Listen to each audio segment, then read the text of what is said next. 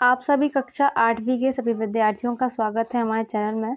छात्रों, आज की इस वीडियो में लेके हैं आपका कक्षा 8वीं का जो 8th ग्रेड अभ्यास पुस्तिका है आपके गणित विषय की, उसका अध्याय 5 वर्ग और वर्गमूल का हम यहाँ पे आपको पूरे जो हल है यहाँ पे देखने वाले हैं। चैनल पर नए हैं तो चैनल को सब्सक्राइब जरूर कर लें, वीडियो को लाइक कर दें और दोस्तों के साथ भी शेयर कर दें। देखिए, पहले आपको यहाँ पे सही विकल्प का चयन करके बताना है और यहाँ पे आपको एक इस प्रकार के सारणी में गोले दिए रहते हैं, जिसमें प्रत्येक ऑप्शन के सामने एक गोला रहता है। जो भी ऑप्शन सही हो उसके सामने वाला जो है गोला आपको भरना रहता है।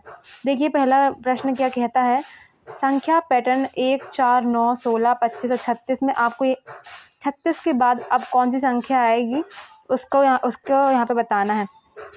तो अगर आप संख्या पैटर्न को ध्यान से देखें तो देखेंगे यह 1 का स्क्वायर है, ये 4 जो है वो 2 का स्क्वायर है, 9 जो है 3 का स्क्वायर है, 16 जो है 4 का स्क्वायर है, जो 25 है 5 का स्क्वायर है और 36 6 का स्क्वायर है। तो अब आने वाला स्क्वायर जो है वो ज़ाहिर सा है 7 का स्क्वायर होगा। 7 का स्क्वायर मतलब 7 गुणा 7 तो 7 सतैया 49। तो ऑप्शन नंबर सी इसका सही उत्तर हो जाएगा।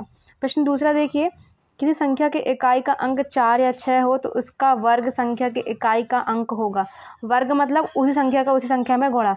तो मान लीजिए, अगर मान लो कोई संख्या मान लो 204 है, मान लो 24 है और उसके लास्ट का अंक 24 है या फिर 26 है। तो इनका अगर आपस में अगर आप गुणा करोगे, मान लो 24 का 24 में, 26 का 26 में, तो पहले तो इन दोनों का गुणा होगा जो कि सेम है आखिरी की संख्या का। तो 6 छंग 36 होता है और 4 चौके 16 होता है। तो आखिरी का अंक क्या होगा, 6 ही बनेगा, यानी कि ऑप्शन नंबर बी इसका सही आंसर हो जाएगा। 169 का वर्गमूल है, तो वर्गमूल मतलब 169 जो का हम इसका रूट निकालना है, यानी कि हम कितने का गुणा कितने में करें सेम संख्या में, तो हमारा 169 आएगा। तो 13 जो भाई संख्या है, 13 का हम गुणा 13 में करते हैं तो हमारा 169 आता है। तो ऑप्शन नंबर डी इसका सही आंसर हो जाएगा। फिर है प्रश्न 4, किसी 6 सेंटीमीटर भुजा वाले वर्ग का क्षेत्रफल होगा। तो वर्ग के क्षेत्रफल का सूत्र होता है भुजा का वर्ग, यानी कि भुजा गुणित भुजा। तो भुजा दी गई है 6 सेंटीमीटर, तो इसका क्षेत्रफल हो जाएगा 6 गुणा 6, तो ये हो जाएगा 36। और चूंकि ये सेंटीमीटर है, ये भी सेंटीमीटर है, सेंटीमीटर का भी सेंटीमीटर में गुणा होगा तो ये हो जाएगा सेंटीमीटर का स्क्वायर। तो यानी कि 36 सेंटीमीटर स्क्वायर डी। तो इसका आंसर हो जाएगा ऑप्शन नंबर डी। फिर है प्रश्न क्रमांक 5वां, 5.5 मीटर वाले एक वर्ग कमरे में कालीन बिछाने के लिए कितने वर्ग मीटर कालीन की आवश्यकता होगी। तो हमको यहाँ पे इसका क्षेत्रफल निकालना है। तो वर्ग का क्षेत्रफल होता है भुजा गुणित भुजा। तो 5.5 मीटर का गुणा होगा 5.5 मीटर में, तो ये आ जाएगा आपका 30.25 वर्ग मीटर, ऑप्शन नंबर ए। फिर है प्रश्न क्रमांक 6, संख्या 44 का गुणा किए बिना आपको इसका वर्ग ज्ञात करना है। तो 44 का स्क्वायर मतलब क्या होगा, इसको हम तोड़ें तो ये होगा 40 + 4 का स्क्वायर, ठीक है। और यह जो होता है ये सर्वसमीकरण हम यहाँ पे इसको लगा सकते हैं, ये वाली a + b का स्क्वायर इज इक्वल टू होता है a का स्क्वायर + 2ab + b का स्क्वायर। तो इस मान पे रख लेंगे, a हमारा 40 है और b हमारा 4 है। तो पहले a का स्क्वायर मतलब 40 का स्क्वायर, फिर 2ab मतलब 2 गुणा a यानी कि 40 और b मतलब कि 4, फिर b का स्क्वायर यानी कि 4 का स्क्वायर। फिर इन सबके मानों को हम निकाल लेंगे। 40 का स्क्वायर होगा 1600 और इन तीनों का आपस में गुणा होगा तो ये हो जाएगा 4 दूनी 8, 8 4 32 यानी कि 320 और 4 चौके 16, यानी आप इनको आपस में प्लस कर देंगे तो आ जाएगा आंसर 1936 आपका उत्तर। फिर है इसको हल करना, तो यहाँ पे ये करनी है। तो सबसे पहले हमको जो सबसे अंदर करनी में इसको सॉल्व करना है। तो 144 का अगर हम रूट निकालें तो 12 का अगर 12 में गुणा करते हैं तो 144 आता है। तो ये 144 का 12 निकल आएगा हमारा। फिर 12 को हम 52 में प्लस कर देंगे तो ये हो जाएगा 64। 64 का रूट निकालेंगे हम तो ये होगा 8 का स्क्वायर और फिर 248 में हम 8 को जोड़ देंगे तो फिर 248 में 8 जोड़ेंगे तो आएगा 256 और 256 का होता है 16। तो इसका इस प्रकार से आपका हल निकल आएगा। फिर आप पाइथागोरस त्रिक लिखिए कि जिसका एक सदस्य 12 है। तो पाइथागोरस का सूत्र होता है कर्ण का स्क्वायर, लंबे का स्क्वायर प्लस आधार का स्क्वायर, ठीक है। तो हमें दिया है मान लो लंब का स्क्वायर यानी कि 12 का स्क्वायर। तो इस प्रकार से आपको निकाल लेना है। तो ये संख्याएं हो जाएंगी 5 और 13, ठीक है। तो क्योंकि इसका अगर हम स्क्वायर निकालें 12 का स्क्वायर 144, 5 का स्क्वायर 25, इनको हम प्लस करें तो 169 आ रहा है जो कि 13 का स्क्वायर है ना। तो ऐसा जो है इस सूत्र को रखते हुए हम ये त्रिक ज्ञात कर लेंगे। फिर है प्रश्न 9वां, अभाज्य गुणनखंड विधि से दी गई संख्याओं को वर्गमूल ज्ञात कीजिए। अभाज्य गुणनखंड विधि ये गुणनखंड विधि द्वारा होता है, जिसमें हम 1296 के हम गुणनखंड निकालेंगे, फिर जो भी आते हैं उनके हम जोड़े बनाकर उनका गुणा करके हम स्क्वायर निकाल लेते हैं। तो जब हम 1296 का हम अभाज्य गुणनखंड करेंगे तो ये संख्याएं प्राप्त होंगी। इनके हम जोड़े बना लेते हैं, 1 2 3 4। प्रत्येक जोड़े में से एक संख्या ले लेंगे, तो यहाँ से 2 आएगा, यहाँ से भी 2, यहाँ से 3 और यहाँ से भी 3। इनका आपस में गुणा कर देंगे तो आ जाएगा 36।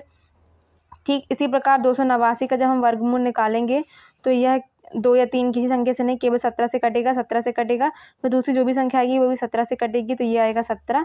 अगर इसका हम जोड़ा बनाए तो 17 का एक जोड़ा बनता है, तो इसका एक उत्तर हो जाएगा 17। फिर है प्रश्न 10वां, वह सबसे छोटी संख्या ज्ञात कीजिए जिससे 600 को भाग देने पर वह पूर्ण वर्ग संख्या बन जाए। तो 600 का हम अभाज्य गुणनखंड निकालेंगे। अभाज्य गुणनखंड निकालने के बाद हम उसका जोड़े बनाएंगे। देखिए जब हम अभाज्य गुणनखंड निकालेंगे तो हम जोड़े बनाएंगे तो इसका जोड़ा बन रहा है और एक इसका। 2 और 3 का जोड़ा नहीं बन पाएगा क्योंकि यहाँ इनके जैसे बराबर संख्या नहीं है। तो 2 गुणा 3 का हम दोनों पक्षों में भाग दे देंगे। 2 गुणा 3 कितना होता है? 6। तो हम दोनों पक्षों में 6 का भाग दे देंगे। 600 में 6 का भाग देंगे और इस पूरे में 6 का भाग, तो देखेंगे 2 एकम 2, 2 तियां 6, 3 बार में कटा।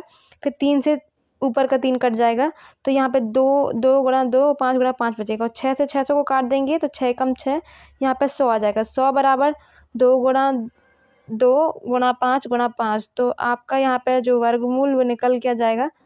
जो 600 को भाग देने पूर्ण वर्ग संख्या बन जाए तो वो संख्या निकल आएगी आपकी 10। देखते हैं प्रश्न क्रमांक 11वां, जिसमें आपको बताना है 625 का वर्गमूल भाग विधि से। तो भाग विधि में हम वर्गमूल ज्ञात करने के लिए सबसे पहले पीछे से जो है वो संख्या का जोड़ा बनाते हैं। पहले हम इस प्रकार से जो है वो पूरा सारणी बना लेते हैं, फिर इनका जोड़ा बनाएंगे पीछे से। तो देखिए 625 है, पीछे से जोड़ा बनेगा तो 25 का बनेगा। 6 सिंगल है तो एक सिंगल ही रहेगा। फिर हमको क्या करना है, जो 6 को लेना है जो आगे की संख्या है, और फिर इसका इस प्रकार से वर्गमूल खोजना है कि 6 से ज़्यादा ना हो, 6 से भले कम हो जाए। तो अगर हम 1 को देखेंगे, 1 का स्क्वायर तो 1 होता है, 2 का स्क्वायर होता है 4 और 3 का स्क्वायर होता है कि 9। अगर हम 3 लेंगे तो 6 से ज़्यादा हो जाएगा, 1 लेंगे तो बहुत ही कम हो जाएगा, 2 परफेक्ट रहेगा, 4, 2 का स्क्वायर 4। ठीक है, तो हम जो भी संख्या लेते हैं उसको यहाँ पे लिख लेते हैं। तो जो संख्या हमने जो सिलेक्ट करी है वो यहाँ पे हम लिख लेंगे 2, और हमको 3 जगह 2 लिखना है। एक ऊपर भी लिखना है क्योंकि हम 2 का पहाड़ा 2 बार पढ़ने वाले हैं, क्योंकि यहाँ पे वर्गमूल कर रहे हैं। तो 1 2 ऊपर लिख देंगे और 1 2 यहाँ पे भी लिख देना है। तो 2 गुणा 2, 2 दूनी 4, तो 4 यहाँ पे माइनस करेंगे यहाँ पे, और यहाँ पे 2 प्लस करेंगे। 6 में 4 जाएगा तो बचेगा 2, और इसमें 2 में 2 प्लस कर देंगे तो आ जाएगा 4। फिर हमारा जो दूसरा जोड़ा है 25 का, उसको हम नीचे ले आएंगे तो 225 हो जाएगा। फिर ठीक है, ये यहाँ पे हमारा केवल अभी 4 ही है, इसको आपने देखें 4 है। फिर हमको 4 के साथ एक ऐसी संख्या लेनी है कि जब हम उसी संख्या का उस संख्या में गुणा करें तो हमारा 225 आ जाए। अगर मान लीजिए हम 42 लेते हैं, यानी कि 2 और लेते हैं, तो 2 का हम अगर उसमें गुणा करते हैं तो 2 दूनी 4, 4 दूनी 8, 84 आता है। आपकी वही संख्या नहीं आती है। ठीक है, तो हम मान लीजिए हम 45 लेंगे, क्योंकि जब हम 4 तो पहले से है, अगर हम 5 लेते हैं, अगर इसका गुणा भी करते हैं पूरी संख्या में तो आ जाएगा 5 25, 5 चौके 20 और 2 22, यानी कि 225 आ जाता है। तो हम भाई संख्या 5 लेंगे। 5 लेंगे तो 5 हम यहाँ पे इसके बाजू में लिख देंगे, और 45 गुणा 5 बार करेंगे तो हमारा 225 आएगा। यहाँ पे 5 लिख देंगे और ये 5 यहाँ पे प्लस में भी लिख देंगे। 225 में से 225 चला गया, शेष वाला हमारा 0 बच गया। और फिर यहाँ पे हम 45 में 5 जोड़ देंगे तो 50 आएगा, और ऊपर 25 है। हम अपने आंसर की पुष्टि इस प्रकार करेंगे कि जो यहाँ पे 25 आया है ऊपर भागफल में, यहाँ पे जो हमारा है वो उसका दोगुना हो। तो 25 का दोगुना क्या होता है? 50, यानी कि ये हमारा उत्तर सही आया है। तो 625 का वर्गमूल जो है वो 25 हो जाएगा। फिर अगला, वह सबसे छोटी संख्या ज्ञात कीजिए जिससे 200 को गुणा करने पर वह एक पूर्ण वर्ग संख्या बन जाती है। देखिए यहाँ पे हमको गुणा करने पर ज्ञात करना है। अभी हमने पहले के प्रश्न में हमने क्या भाग देने पर ज्ञात किया था, तो इसलिए जो संख्या जिसका जोड़ा नहीं बन पाता था उसका हमने भाग दिया था। यहाँ पर जो संख्या का जोड़ा नहीं बनेगा उसका हम दोनों पक्षों में गुणा करेंगे, क्योंकि हमको गुणा करने पर निकालना है। 200 का जब हम अभाज्य गुणनखंड करेंगे तो ये संख्याएं आएंगी। इनका जोड़ा बना लेते हैं। तो 2 का जोड़ा है, 5 का जोड़ा। यहाँ पे 2 का जोड़ा नहीं बनता है तो 2 का जो है गुणा हम दोनों पक्षों में करेंगे। इसमें भी 2 का गुणा करेंगे और इसमें भी एक और 2 का गुणा करेंगे। तो 200 का 2 में गुणा होगा तो यहाँ पे 400 हो जाएगा, और यहाँ पे 2 का गुणा कर देंगे तो ये इसका जोड़ा बन जाएगा, जो कि यहाँ पे एक सिंगल 2 है ना, इसका जोड़ा बन जाएगा। फिर जोड़ा बना के हम क्या करेंगे, 400 को करनी में ले लेंगे, है ना, और जो जहाँ के जो स्क्वायर है 2 का स्क्वायर मल्टीप्लाई 2 का स्क्वायर मल्टीप्लाई 5 का स्क्वायर, इनका जो स्क्वायर है वो इसकी करनी लग जाएगी, और फिर सिंगल सिंगल डिजिट 2 2 और 5 का आपस में गुणा कर देंगे तो 20 आपका उत्तर हो जाएगा। प्रश्न क्रमांक 13 देखिए, 12 और 21 ऐसी अद्भुत संख्याओं के युग्म हैं कि वे इनके वर्ग 144 और 441 एक दूसरे के अंक को पलटने से प्राप्त होते हैं। क्या आप ऐसी अन्य संख्याओं के युग्म प्राप्त कर सकते हैं?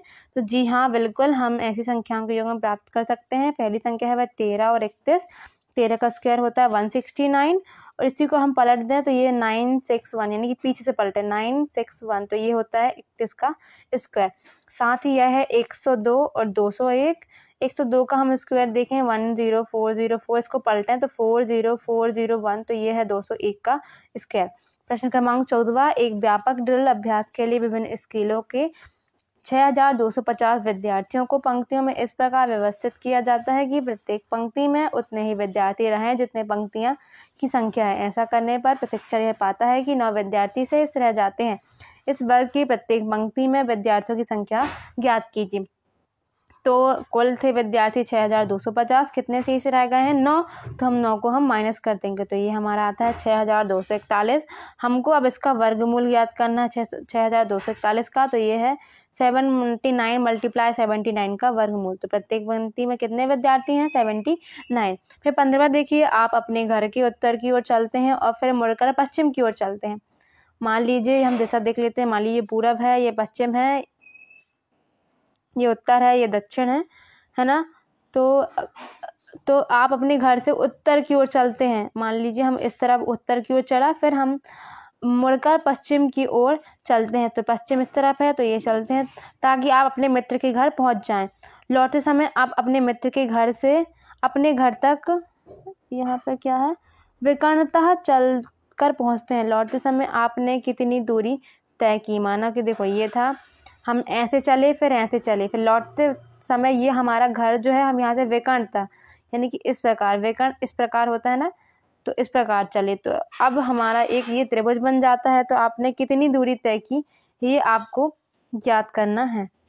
तो ये आपका जो है वो ये आपका जो है 90 डिग्री का एंगल बनेगा यहाँ पे, तो ये आपका जो है समकोण त्रिभुज बनेगा जिसमें पाइथागोरस प्रमेय भी लगता है, कर्ण का स्क्वायर लंब का स्क्वायर प्लस आधार का स्क्वायर। तो हमने माना कि हमने कुल कितनी दूरी चली, मान लें कि लंब हमारा 8 स्क्वायर है और आधार जो है हमारा वो 6 का स्क्वायर है। तो ये जो विकर्ण है हमारा x, तो कर्ण का स्क्वायर बराबर होता है लंब का स्क्वायर प्लस आधार का स्क्वायर।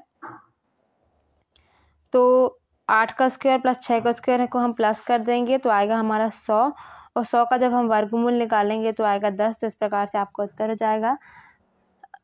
तो ये था आपका अध्याय 5 वर्ग और वर्गमूल। अगर किसी सवाल में अभी भी थोड़ा सा डाउट हो तो आप हमें कमेंट के माध्यम से जरूर पूछिएगा। हम अगली वीडियो में उसको और डिटेल में आपको समझाने का प्रयास करेंगे। वीडियो पसंद आई तो वीडियो को लाइक कर लें, चैनल को भी सब्सक्राइब कर दें और अपने दोस्तों के साथ भी शेयर कर दें। मिलेंगे अगली वीडियो में, तब तक के लिए धन्यवाद।